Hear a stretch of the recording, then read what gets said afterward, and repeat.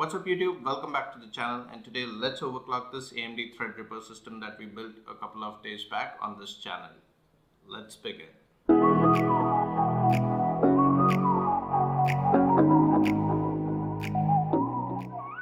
So guys, before we start overclocking the system, there are a few things that you would need to have. You've got to go and download a couple of softwares, and the softwares that you would require are the first software that you would want to have is basically your hardware info 64. It's a freeware. I'll put a link to the download in the description down below, so you guys can go and download it. The second software that you would need is basically your Cinebench R20. It can be downloaded from Maxon's website directly, or you could also go to the Windows Store and download it from there.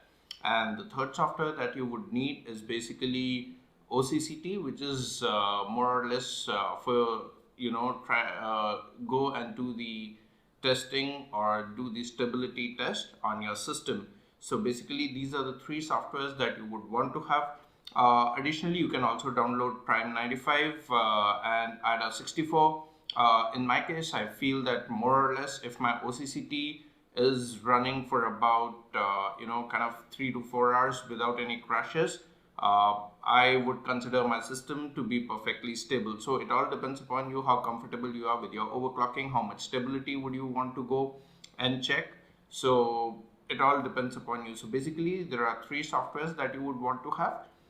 The first one is basically hardware info 64, which is a monitoring software. The second one is basically the Cinebench R20 for us to go and see what are the kind of performance gains that we have done. It's basically a benchmarking software, so you would want to have that. And the third one is basically OCCT, and the links for all these softwares I'll put down in the description below so that it becomes easy for you guys to go and download it. Now when you are overclocking your system, as I have always mentioned in my previous videos, you've got to make sure that your case has an amazing or an excellent airflow.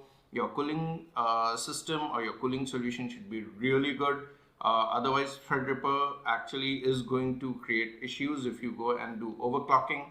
So yeah, that's how it is. The chip runs really hot when overclocked. So I mean, we are going to go and try and see how much we can push. My target is about 4 gigahertz across all cores. So we'll see where we get to. So guys, without any delay, let's begin overclocking our system.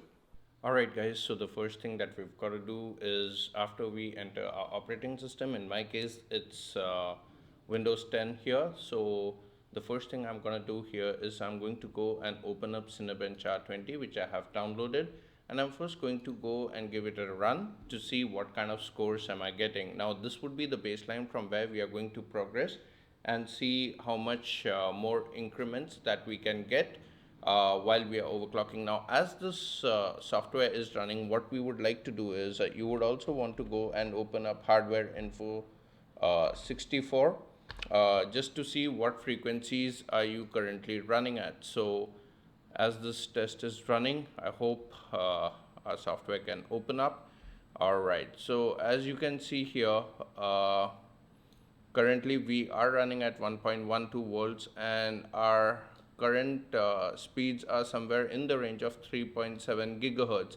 Now I want these frequencies to be around 4 gigahertz across all cores. So as the test has now finished, we can see that we have a score of 6,759 points. Now that we know that what our scores are and from where we can proceed and get a baseline score from where we have to move up, we'll now go into the BIOS and start overclocking our system. So I'm going to restart my system and I'm going to go and enter the BIOS. Now I hope that you guys know how to enter the BIOS. In case you don't know, just restart your computer and press delete on your keyboard. Keep on pressing delete and you should be able to enter the BIOS. So I'll catch you once I'm inside the BIOS. Alright guys, so now that we are inside the BIOS, the first thing I'm going to do is I'm going to go and activate my XMP or DOCP profile on my motherboard, which is the MSI X399 creation. It's pretty simple. On the home screen, I can see AXMP. I'm just going to go and click on. There are two profiles, 1 and 2, depending upon the number of profiles that you have for your RAM. You might get different number of profiles. In my case, there are two profiles, so I can see two profiles. So once I've selected on, it goes and selects profile number 2. So that's what you have to do, and your profile is activated. Your XMP has been activated. The next thing you want to do is on your MSI motherboard, go to overclock. Go to the first thing that we're going to change here is basically I'm going to go to OC Explore mode, which is the overclocking Explore mode, and I'm going to go and set it to expert. After I do that, the CPU ratio, what I'm going to do here is basically I'm going to go and type 40 because I want my system to run at 4 gigahertz across all cores. The next thing what I'm going to do here is I am going to come down and I'm going to change the voltages here. Now the CPU core voltage is something which is pretty important. That's the voltage that you're going to give to your CPU to run at a certain frequency. So I want my system to run at around 1.265 volts. The system takes 1.2625. That's absolutely fine, no worries. So if you can see, our system is now using 1.43 volts, and now we are giving it 1.2625 volts to run at a higher frequency but at a lot less voltage, thereby reducing the amount of heat that it would generate while running at higher speeds. So this is what we are going to do. The next thing that we are going to do here is basically go and change the SOC voltage. Now SOC voltage is pretty important here. So you would not want to type a very high amount of voltage inside this. I usually stick with 1.10 volts, which should be pretty good. And the next, which is the VDDP voltage, I would probably go and type in 1.05 volts. Now the difference between these two voltages should be about 0.05 millivolts. So this is something that you should keep in your mind. The maximum that you should go in case your system is not stable should be about 1.15 volts, and for this the VDDP voltage should be about 1.10 volts. Rest, you don't need to change anything.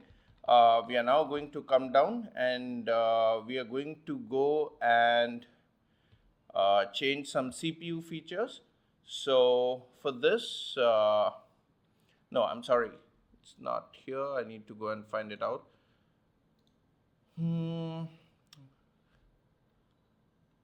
We need to digit all power. In case of my motherboard, it's digital power. In case of Asus, I don't exactly remember, but it's something called extreme tweaking. So you should find that feature there.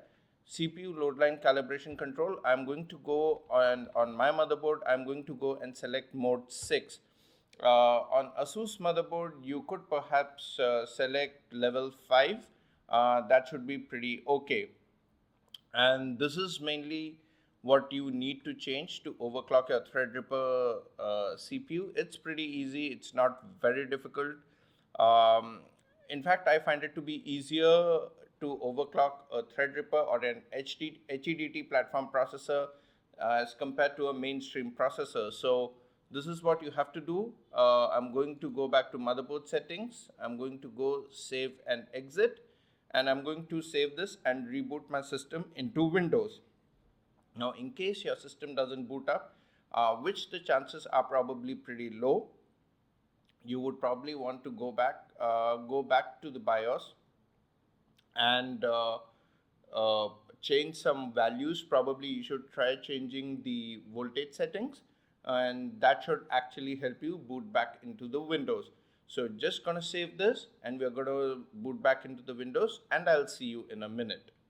Alright, now that we have booted back into the Windows, the first thing that I want to do here is basically go to Hardware Info 64, open it up and see what frequencies I am running at. So we'll just wait for the Hardware Info 64 to open up, and we'll just adjust the size of this a little bit.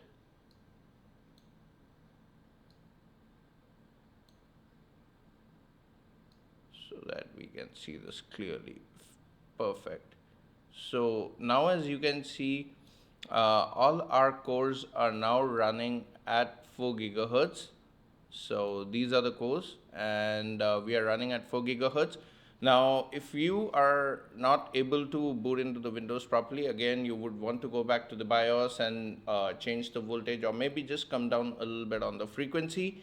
You can also check the speed of your processor by going into the task manager, go to performance, and you can see the speed is about 3.97 gigahertz, which is as good as 4 gigahertz.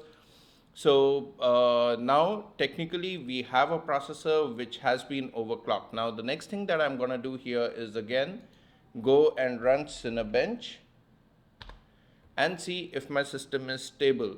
Now if my Cinebench runs for about 2 or 3 times without crashing, the next step would be actually to go and run OCCT, or if you have downloaded Prime 95, just run Prime 95 for about 20 minutes or 25 minutes or maybe an hour. You can also run IDA 64 for about an hour, hour and a half.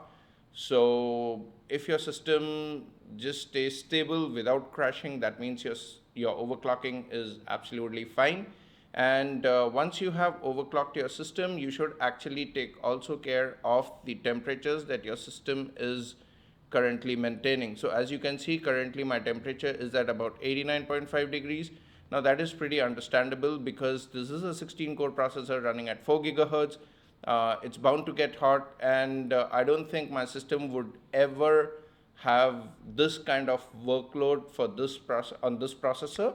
So I am pretty confident that my system would be running stable without any issues, without overheating, without any blue screens or things like that. So now, as you can see, earlier our score was about 6,729, and now we have our score of 7,525. So we have gained close to about 800 points, and that's a pretty significant improvement. So guys, this is how you overclock your Threadripper processor. I hope you enjoyed the video, and yep, if you like this video, guys, you know what to do, and I'll see you in a minute. So guys, that's how easy it was to actually overclock a Threadripper CPU. And I hope this video was helpful to you guys, and you enjoyed the video. It was a pretty short video, but yes, I tried to cover the main points as fast as possible. So guys, if you like the video, you know what to do. Press that like button, share with your friends, and if you have not already subscribed to our channel, make sure you go ahead and subscribe to our channel by pressing that subscribe button, and don't forget to press that bell icon so that you guys can get notified about our future upcoming videos. So guys, that's it for this time. If you have any questions, put it down in the comment section below, and until next time, this is Sajeev signing off. Stay happy, stay healthy, stay blessed. Bye bye.